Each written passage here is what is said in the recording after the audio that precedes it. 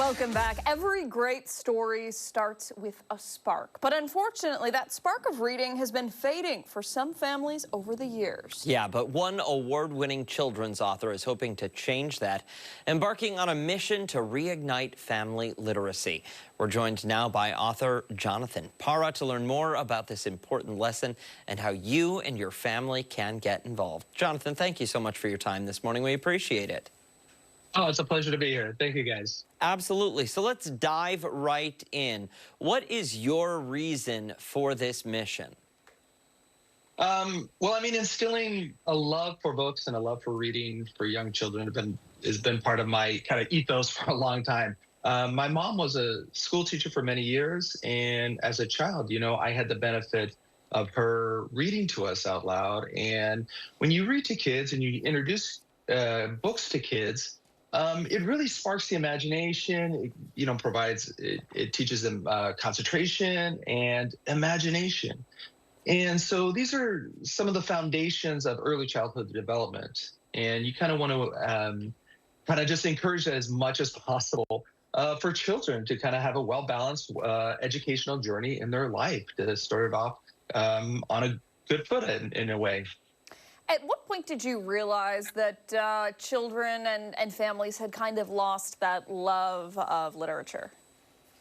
Well, I'll say the COVID epidemic obviously didn't help, and so what I noticed a lot is on often a lot of the school visits that I go to, that I'm being told that kids are reading now at a few grades below the reading level. But the good news is, this can obviously be rectified when you provide kids with books, with book time and reading time. Even 15, 20 minutes a day when you're reading with your child.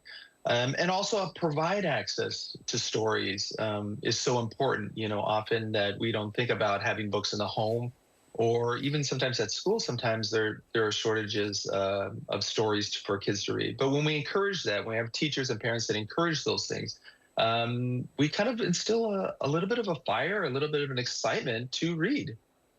Jonathan, we've got the latest book of yours here. This Moment is Special with us on set. Tell us about the book and the inspiration behind it.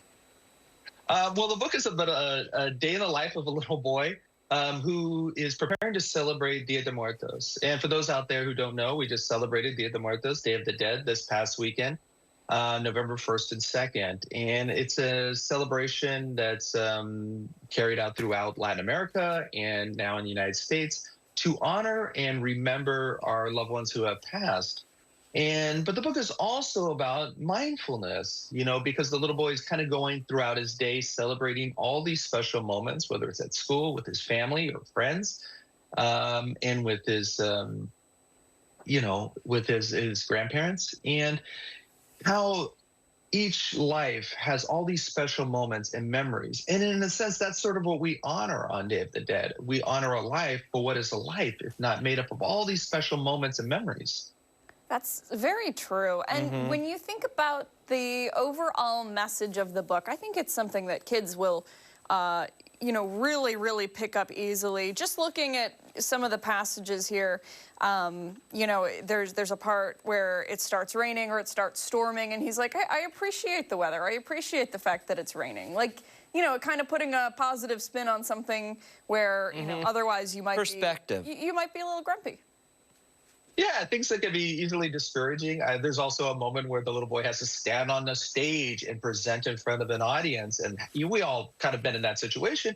And the butterflies that you feel in your stomach and the nervousness, but it's still a special moment. And in that moment, you find courage, you find peace, you find a way to kind of persevere. And so even those types of moments I wanted to introduce to kids, so they can identify with those moments and find, like, as you say, a positive spin on things for that moment.